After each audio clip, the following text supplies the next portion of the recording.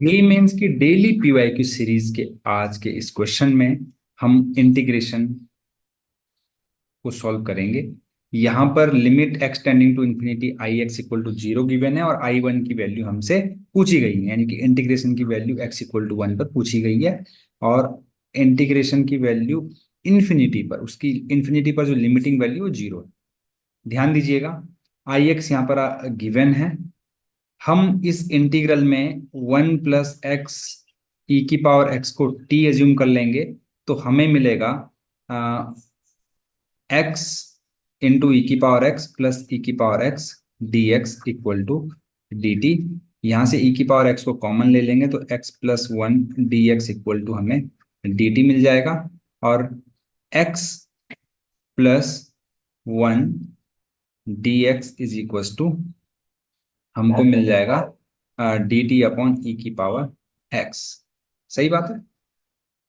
अब ध्यान दीजिएगा, ऐसा हमको मिलेगा तो हम इसको सब्स्टिट्यूट करेंगे तो हमारे पास जो आई एक्स की जो वैल्यू है वो कुछ इस तरीके से हो जाएगी। X plus one d x की जगह पर हम डी टी लिखेंगे और एक्स ई की पावर एक्स हो जाएगा और टी का स्क्वायर हो जाएगा।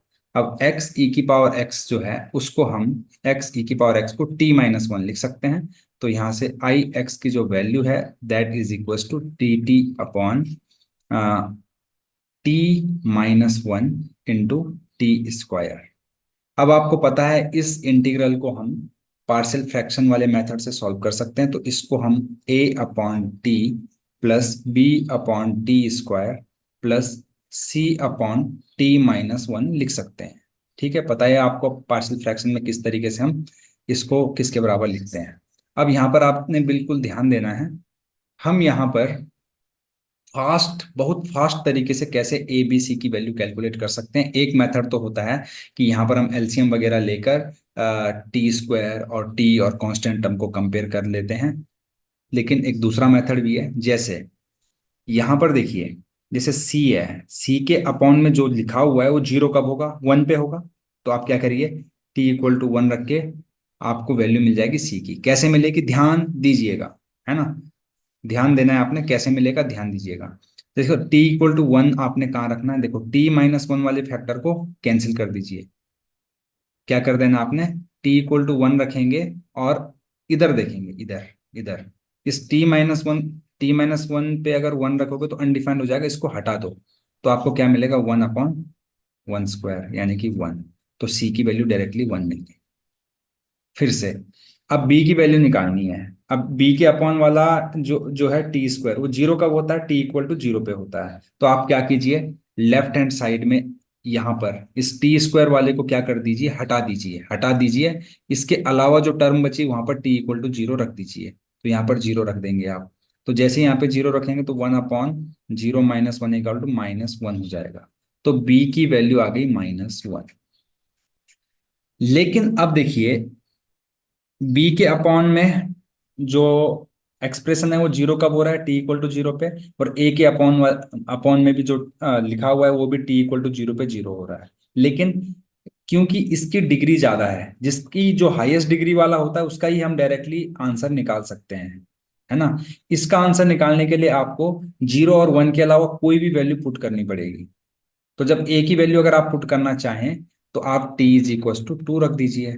लेकिन जब टी इक्वल टू टू रखेंगे ना, तो हम पूरे एक्स यहां पर भी रखेंगे, यहां पर भी रखेंगे, क्योंकि टी इक्वल टू टू रखने पर कोई भी एक्सप्रेशन अनडिफाइंड नहीं हो रहा है। जैसे कि टी इक्वल टू जीरो रखने पर ये अनडिफाइंड हो रहा था, टी इक्वल टू वन रखने पर ये अनडिफाइंड हो रहा था। इस वजह से हम क्या कर रहे थे, लेफ्ट हैंड साइड में टी इक्वल टू जब टी इक्वल टू वन रखा तो टी माइनस वन को हटा दिया, जब टी इक्वल टू जीरो रखा तो टी स्क्वायर वाले को हटा दिया। ये मैं आपको एक शॉर्ट ट्रिक बता रहा हूँ, ठीक है ना।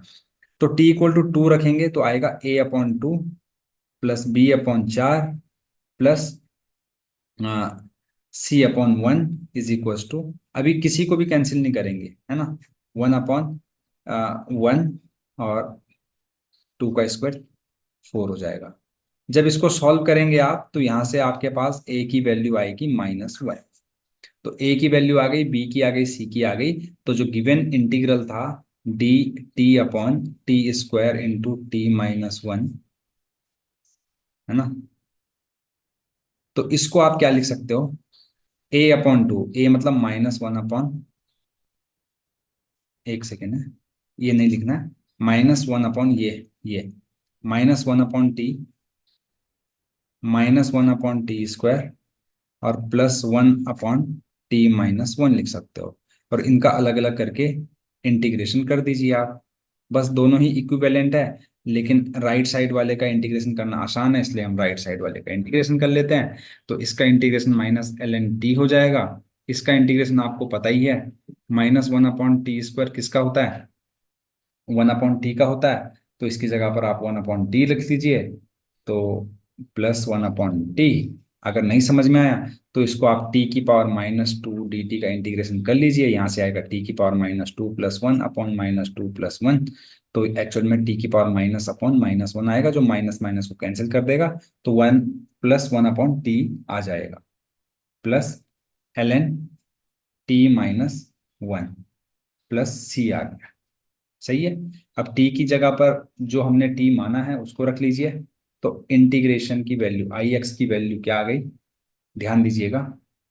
इसको इसको लॉग की प्रॉपर्टी से एक साथ लिख लेंगे, तो ये हो जाएगा ln t-1 upon T plus 1 upon T plus C. और आई एक्स की वैल्यू यहाँ से क्या आ जाएगी, ln x e⁻x-1 upon x e⁻x plus 1 upon x plus C. ठीक है। ये कुछ हो जाएगा, I X is equal to ln 1 - 1 upon x e⁻x plus 1 upon x e⁻x plus C. अब एक्चुअल में limit of I X at x equal to infinity given है। तो देखिए, x इक्वल टू इन्फिनिटी जब आप यहाँ पे पुट करेंगे, इन लिमिट ही तो निकाल रहे हैं, तो पहले इन्फिनिटी रख के देखिए। तो 1 अपॉन इन्फिनिटी 0 होता है, 1 अपॉन इन्फिनिटी 0 होता है। तो एक्चुअल में ये हो जाएगा ln 1 प्लस 0 प्लस सी। ln 1 भी 0 होता है, तो c+0। और इसकी वैल्यू आपको पता है, क्वेश्चन में गिवन है कि इसकी वैल्यू भी 0 है, तो ये 0 के बराबर है। तो यहाँ से c की वैल्यू आ गई 0। c की वैल्यू 0 को आप यहाँ पे पुट कर दीजिए, तो ये 0 हो जाएगा। तो हमारे काम का फंक्शन केवल इतना ही बचा। अब हमसे क्वेश्चन में पूछा क्या है, I ऑफ 1 की वैल्यू पूछी गई है, I ऑफ 1 की।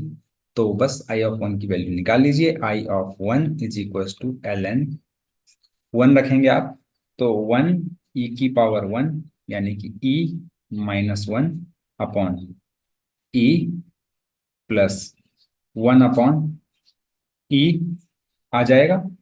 ठीक है, 1 अपॉन e।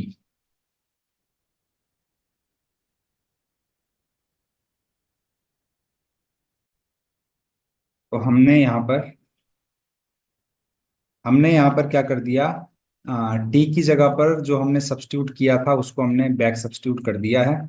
तो यानी कि अगर मैं इसको मैनिपुलेट करके लिखूं, इसको अलग अलग करके लिखूं, तो इसको हम लिख सकते हैं I X is equal to ln 1 - 1 upon 1 plus X e⁻x plus 1 upon 1 plus X e⁻x plus C. अब क्योंकि जो आई एक्स की लिमिटिंग वैल्यू है इन्फिनिटी पर, वो 0 गिवन है, तो यानी कि अब मैं क्या करूंगा, एक्स की जगह पर इन्फिनिटी पे लिमिटिंग वैल्यू निकालूंगा। क्या करूंगा, लिमिटिंग निकालूंगा। एक्चुअल में इस चीज को मैं कैलकुलेट करूंगा इन्फिनिटी पर।